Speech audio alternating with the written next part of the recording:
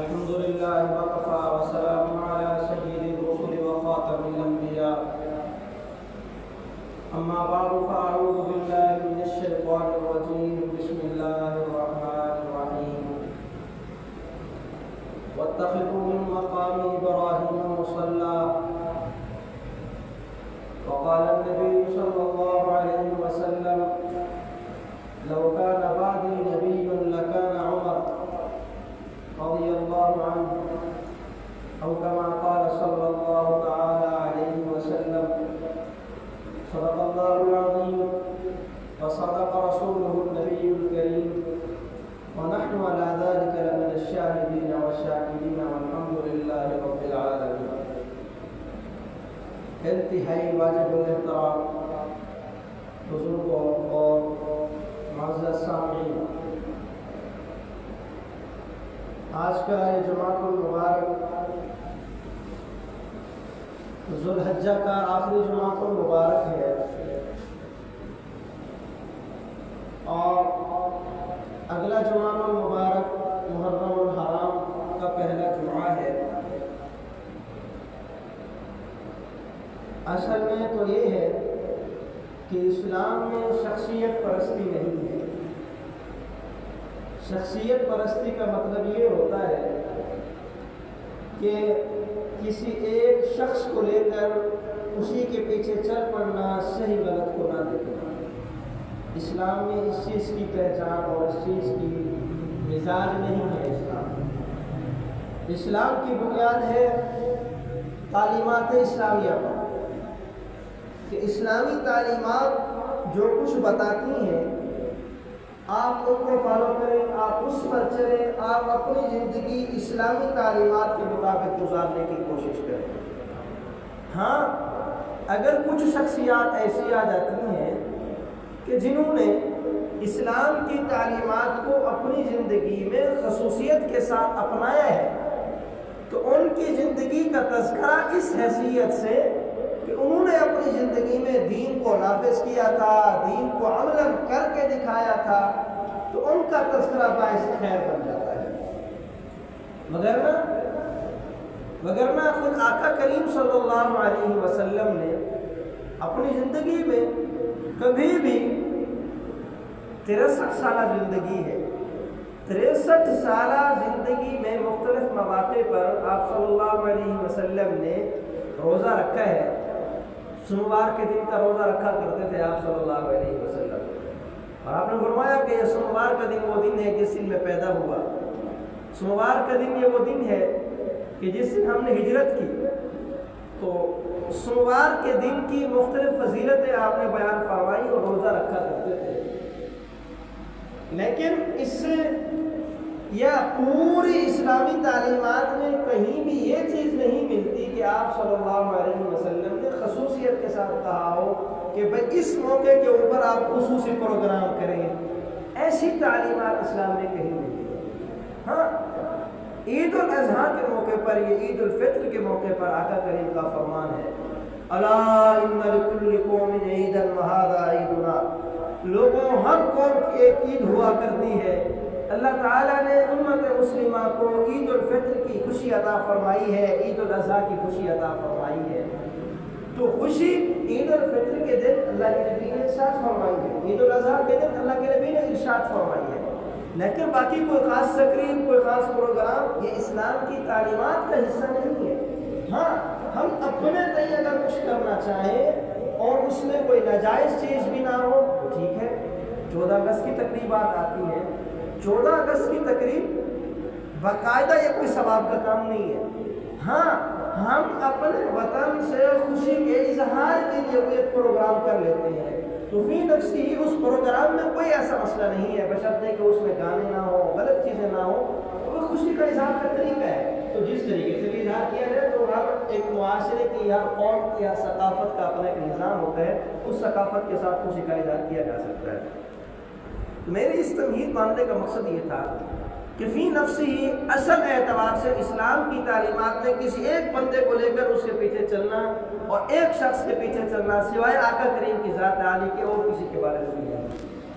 مگر چونکہ یہ خاص دن آتے ہیں، ان میں ان حضرات کا تذکرہ جو ہے عام دنوں میں تو چلو ہمیں موقع نہیں ملتا، تو یہ خاص مواقع آتے ہیں جن میں کچھ حضرات کا تذکرہ باعث خیر بن جاتا ہے۔ محرم الحرام کا مہینہ آ رہا ہے، یکم محرم الحرام جناب سیدنا عمر فاروق رضی اللہ تعالیٰ عنہ کا یوم شہادت ہے۔ تو اس حوالے سے آقا کریم صلی اللہ علیہ وسلم کے اس عظیم صحابی جناب سیدنا عمر فاروق رضی اللہ تعالیٰ عنہ کی سیرت کے حوالے سے کچھ معروضات عرض کرنے کی ترتیب ہے۔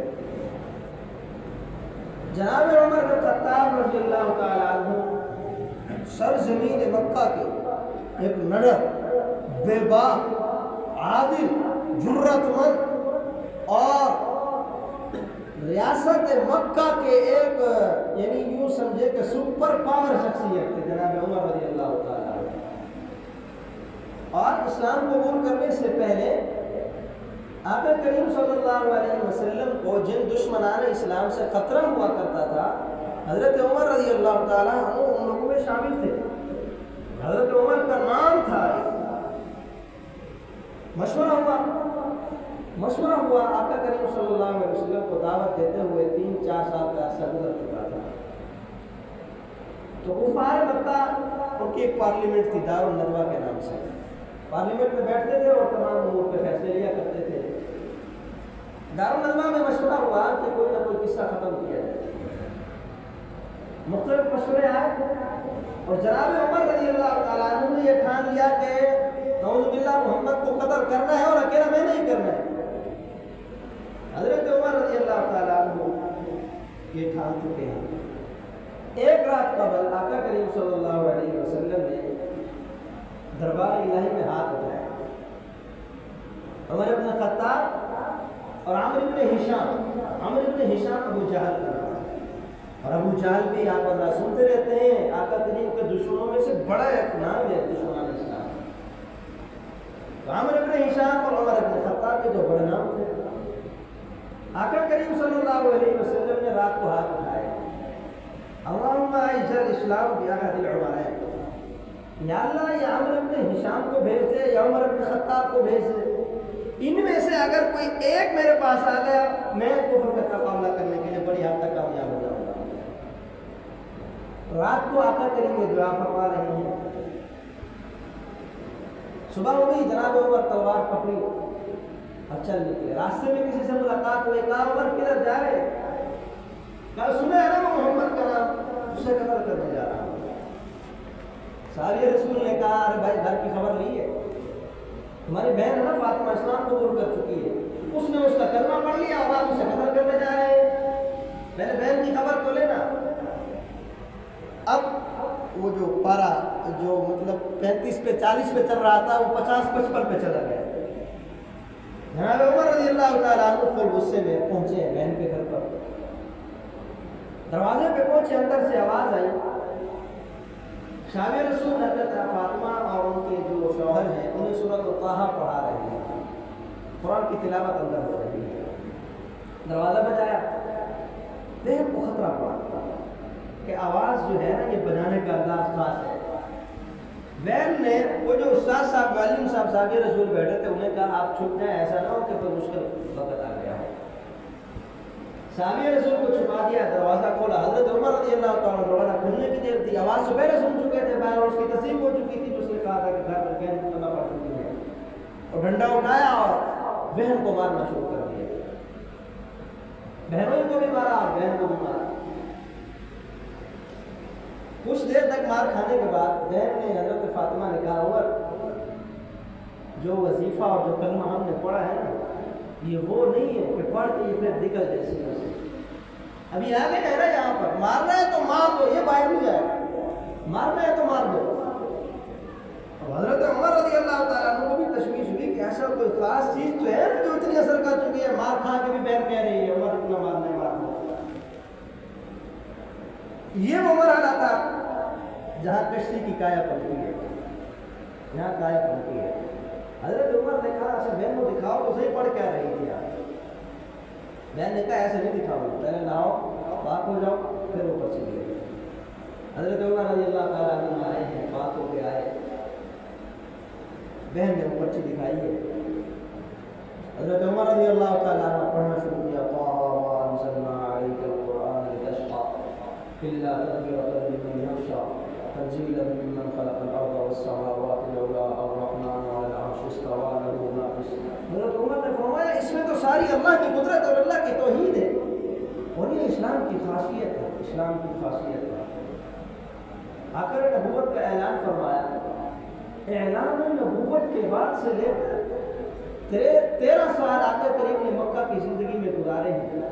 بارہا کفار مکہ کے مشورے ہوئے ہیں. کئی بار کفار مکہ کی طرف سے ان کے مندوب بھیجے گئے ہیں, ان کے لوگ بھیجے گئے کہ آپ ان کو جا کر آفر کریں, آپ ان کو کہیں ہم آپ کو سرداری دیتے ہیں, ہم آپ کو پیسہ دیتے ہیں, ہم آپ کو شاہی دیتے ہیں, ہم آپ کو دلہن دیتے ہیں, آپ جو بھی فرمائش کریں پورا کرنے کو تیار ہے. اور آقا کریم جواب میں قرآن کی کچھ آیتیں سنا دیتے تھے. یہ اسلام کی تاریخ کا حصہ ہے کہ جتنے لوگ بھی آپ کو لالچ دینے کے لیے آئے ہیں, جتنے بھی آئے ہیں, سب نے واپس جا کے کہا ہے کہ پیغام اس کا سچا ہے, کلمہ پڑھ لے تو خیر اسی میں ہے.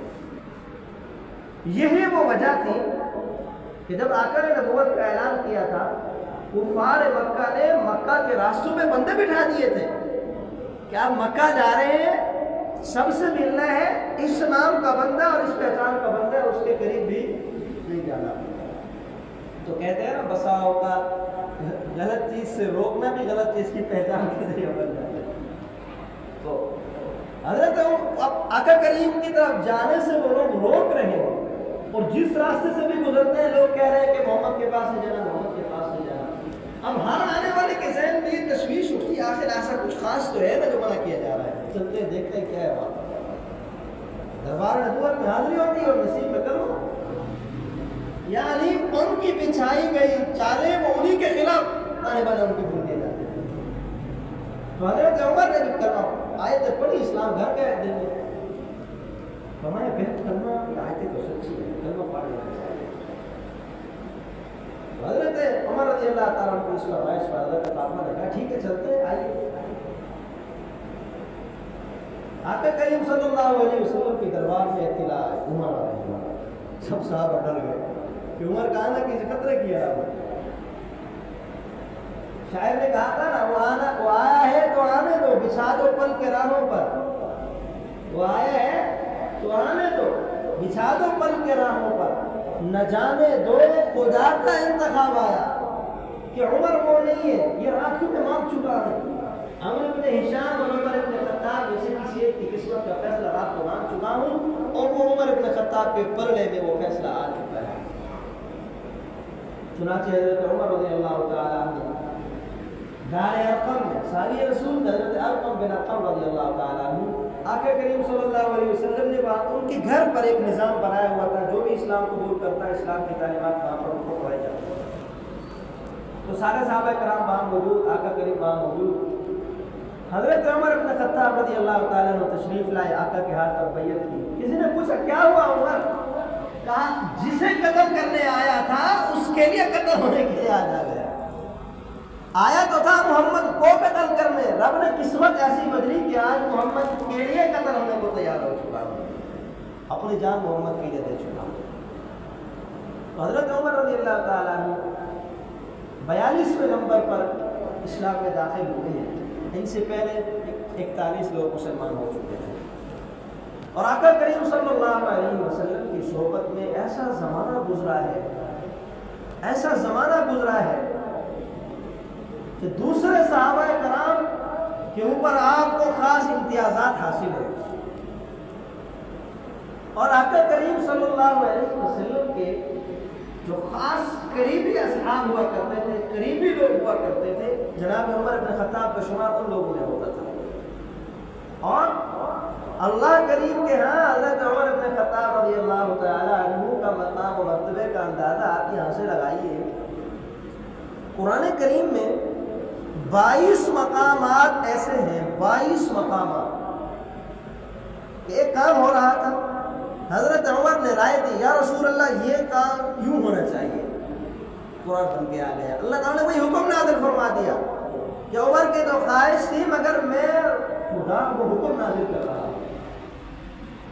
عمرہ کرنے گئے ہیں, عمرے کا طواف کے بعد اب اس زمانے کے اعتبار سے طواف مکمل. حضرت عمر رضی اللہ تعالیٰ عنہ نے عرض کیا یا رسول اللہ دل چاہتا ہے کہ طواف کے بعد 2 رکعت نفل بھی یہاں ادا کی جائے. حضرت عمر نے یہ خواہش عرض کی اور اتنے میں قرآن کریم کی آیت نازل ہو گئی.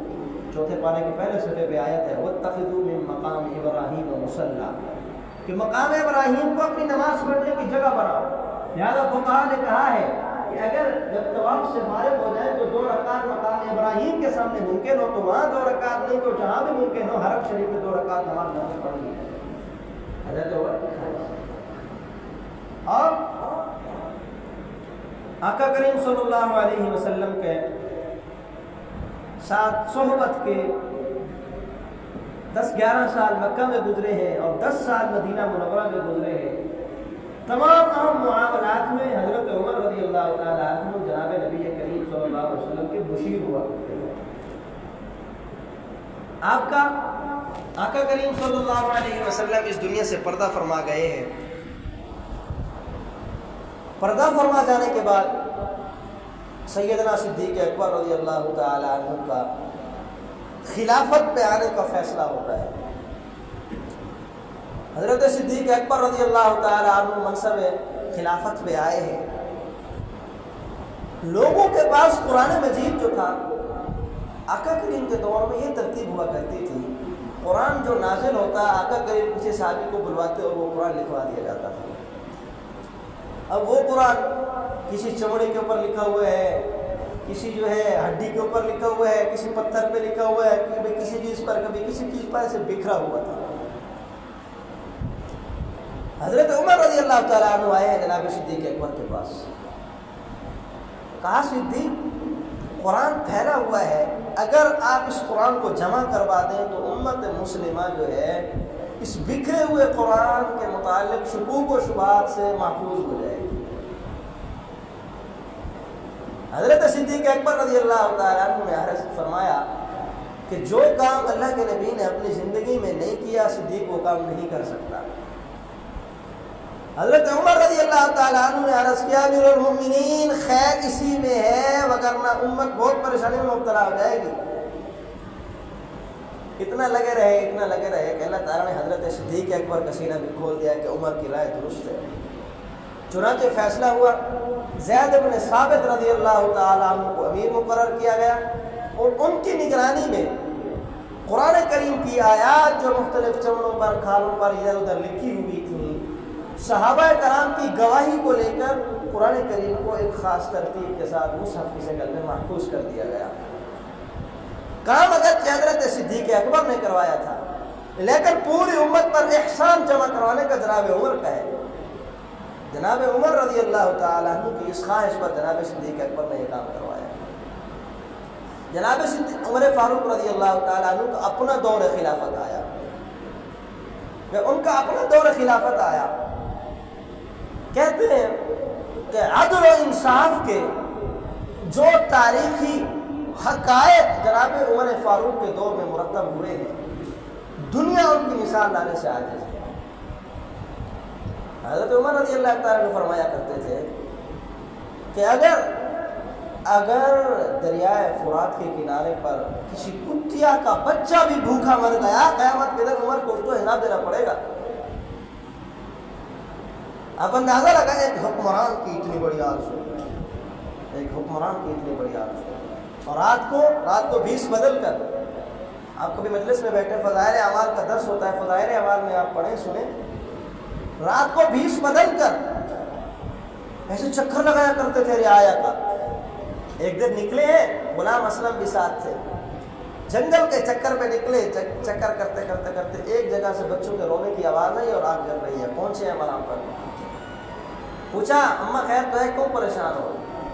کہا یہ تو خدا عمر سے پوچھے گا نا, حکمران بنا بیٹھے اور ہم یہاں بھوکے بیٹھے ہیں. یہ تو خدا عمر سے پوچھے گا نا, حکمران بن گیا اور اس کی رعایا یہاں بھوکی مر رہی ہے. اچھا. جناب عمر رضی اللہ تعالیٰ عنہ خود وہاں موجود ہے, خود بھاگے گھر گئے اور رعایا کے لیے راشن کا انتظام ایک تھیلے میں ڈالا بیت المال سے. غلام اسلم سے کہا کہ یہ میرے کندھے پہ رکھ دو. غلام نے کہا میرے مومنین آپ یہ تکلیف کیوں اٹھاتے ہیں، میں لا کے وہاں پہنچا دوں گا۔ حضرت عمر نے کہا نہیں، رعایا میری ہے، ذمہ داری میری بنتی ہے۔ کل قیامت کے دن جب خدا کو حساب دینے کا مرحلہ آئے گا، خدا یہ نہیں کہے گا کہ ہاں بھی حکمرانوں اپنے اپنے ملازمین بھیج دو خدا کو حساب دینے کے لیے۔ ہر حکمران کو خود جواب دینا پڑے گا۔ وہاں ایسا نہ ہو کہ بلایا عمر کو جائے اور یہ کام کرنے والا اسلم ہو نا، عمر خود اپنے کندھے پہ لے کے جائے گا اور اپنا قرضہ چکائے گا۔ بوری لے کے گئے، راشن گھر پہنچایا، خود اپنے ہاتھ سے وہاں کھانا بنایا، بچوں کے منہ میں دیا۔ بچے جب ہنسنے لگے، مسکرانے لگے، کہا اب تو خوش ہو؟ کہا ہاں خوش ہوں، صبح جاؤں گی عمر کو کہوں گی کہ تم نے تو اپنے کمرے میں آرام کیا تھا اور مجھے دوسرے لوگ راشن پہنچاتے رہے۔ حضرت عمر نے کہا جب صبح آپ حاکم کے دربار میں جاؤ گی نا تو مجھے بھی وہاں پاؤ گی، مجھے بھی وہاں پاؤ گی۔ کیا معلوم ہوا؟ اتنا بڑا اپنی رعایا کا فرض ادا کر کے بھی رعایا کو یہ نہیں کہا کہ میں تمہارا حکمران ہوں۔ یہ اسلام کی تاریخ کے اندر ایک بہت بڑے اسلامی تاریخ، یہ پولیس کا نظام جناب عمر کے دور میں مرتب ہوا ہے، یہ ڈاک خانے کا نظام جناب عمر کے دور میں مرتب ہوئے ہیں، اور بہت سارے اسلامی فیصلہ جات بھی جناب عمر رضی اللہ تعالیٰ عنہ کے دور میں ہوئے ہیں۔ اور آقا کریم صلی اللہ علیہ وسلم کا فرمان ہے اصحابی کا نجوم فبأیہم اقتدیتم اہتدیتم۔ آقا نے کیا فرمایا؟ آقا نے فرمایا میرے صحابہ کی اتنی بڑی جماعت ہے، میں نے سب کی تربیت کر دی ہے، میں نے اپنی جماعت کے ایک ایک جوہر پہ اتنی محنت کر کے تیار کیا ہے، آپ جس صحابی کے بھی عمل کو لے کر چلو گے کبھی بھی گمراہ نہیں ہو سکتے۔ اس لیے علماء نے لکھا ہے کہ صحابہ کے بارے میں عام امتی کسی کو بھی یہ حق نہیں ہے کہ صحابہ کی زندگی پہ بات کریں، فلاں صحابی نے یوں کر دیا، فلاں صحابی نے نہیں ہے۔ رضی اللہ عنہم ورضوا عنہ، اللہ ان سے راضی، وہ اللہ سے راضی، سرٹیفکیٹ جاری ہو گیا، مہر لگ گئی اللہ کے نبی کی، یعنی مدرسہ نبویہ کے سند یافتہ صحابہ، ان کی شخصیت پر اب کسی کو بات کرنے کی بالکل اجازت نہیں ہے۔ اس لیے تمام اہل سنت والجماعہ اہل حق کا عقیدہ ہے کہ حضرت عمر رضی اللہ تعالیٰ عنہ نے اپنے دور میں جو کام کیے، جو فیصلے کیے، اسلام کے لیے وہی خیر ہے، ہم ان کو دل و جان سے مانتے ہیں۔ اللہ کے نبی نے فرمایا میرے صحابہ ہدایت کے آسمان کے ستارے ہیں، تم جس صحابی کے پیچھے چلو گے یہ صحابی تمہیں جنت میں لے جائے گا۔ آپ کی زندگی کا آخری دور ہے، 10 سال تک حکمرانی کی ہے۔ جناب مغیرہ کے غلام تھے، ابو لولو فیروز مجوسی اس کا نام تھا، آگ پرست تھا، غلامی کی شکل میں مکہ میں آئے، مدینہ میں آیا ہے۔ ایک دن گزر رہے تھے اور ملازم جو ہے وہ ابو لولو مجوسی کوئی چیز بنا رہا تھا، ممبر وغیرہ کوئی بنا رہا تھا، چکی بنا رہا تھا غالباً۔ تو حضرت عمر رضی اللہ تعالیٰ عنہ نے کہا بڑی بہترین چکی بنائی ہے، میرے لیے بھی بنا دو۔ ابو لولو نے کہا بناؤں گا، تمہاری بھی چکی بناؤں گا۔ حضرت عمر سمجھ گئے یہ جو اشارہ دے رہا ہے یہ بڑا خطرناک اشارہ دے رہا ہے، اور وہی ہوا۔ کچھ دنوں کے بعد جناب عمر رضی اللہ تعالیٰ عنہ فجر کی نماز میں مصلی نبی پہ کھڑے ہیں، اور ابو لولو مجوسی قریب میں کہیں چھپا بیٹھا تھا۔ نکلا ہے، جناب عمر رضی اللہ تعالیٰ عنہ کو چھرا مارا، خنجر مارا ہے اور پیچھے کی طرف بھاگا ہے۔ حضرت عمر بن خطاب رضی اللہ تعالیٰ عنہ اللہ اکبر کہہ کر ابھی سورت تلاوت شروع نہیں کی تھی، اسی دوران کی خاموشی تھی، اسی خاموشی کے دوران میں حملہ ہوا ہے اور جناب عمر زخمی ہو کے گر پڑے ہیں۔ زخمی ہو کے گرے، صحابہ آنے لگے، نماز پوری ہو۔ فرمایا ادھر آنے کی ضرورت نہیں ہے، عمر کی طرف بعد میں آنا، خدا کی طرف حاضری کا نظام پہلے شروع ہو چکا ہے، وہ پورا کیا جائے۔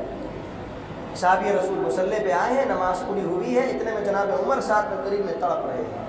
آپ اس سے بھی ہماری نمازوں اور دین کے قریب ہونے کی نوعیت کا اندازہ لگا لیں۔ وہ حضرات کہاں تک فکر مند تھے اور ہماری نوعیت کیا ہے، 8 کے اور 360 کے اور 68 کے۔ تو جناب عمر رضی اللہ تعالیٰ عنہ مصلی پہ تڑپتے رہے ہیں، صحابہ نے پہلے نماز مکمل کی ہے، پھر حضرت عمر رضی اللہ تعالیٰ عنہ کو اٹھایا ہے۔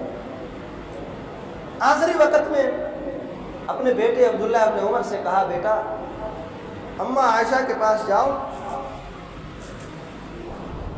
وقت ختم ہو رہا ہے، فرمایا بیٹا عبداللہ اما عائشہ کے پاس جاؤ اور ان سے جا کے کہو کہ عمر آپ سے اجازت مانگ رہے ہیں، روضہ رسول میں آقا کریم کے ساتھ جناب صدیق اکبر کی قبر ہے، اگر آپ کی اجازت ہو تو عمر کی بھی خواہش ہے کہ روضہ رسول میں عمر کو بھی وہاں جگہ دی جائے۔ جناب عبداللہ ابن عمر کا پیغام پہنچا، جناب عبداللہ ابن عمر اندر آئے ہیں، حضرت عائشہ سے اجازت لی ہے۔ حضرت عائشہ نے عرض کیا کہ میں نے جگہ تو اپنے لیے رکھی تھی، لیکن اگر یہ عمر کی خواہش ہے تو میں اسے اپنی خواہش قربان کرنے کو تیار ہوں۔